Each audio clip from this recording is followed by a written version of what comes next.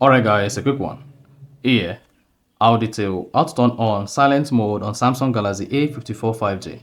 So if at the end of this you found this often informative, please don't forget to like and then subscribe. Now to do this, all you need to do is go ahead and open the settings application on your phone.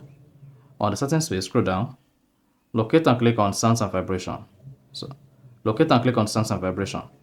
Under sounds and vibration, locate mute and then check it. Now if you want to temporarily mute your Samsung Galaxy A54 5G, just go ahead and turn on temporarily mute. And then you'll be prompted to select how long you want to mute your phone. So you can mute this for 1 hour, 2 hours, 3 hours, or set a custom time range. So go ahead and select how long you want to mute it, then click on done. And then you're good. And after that particular time, the mute is going to be disabled and your phone will be able to ring again. So that's exactly how you can easily turn on silent mode on Samsung Galaxy A54 5G. You can also use the volume down button to reduce the volume to the barest minimum.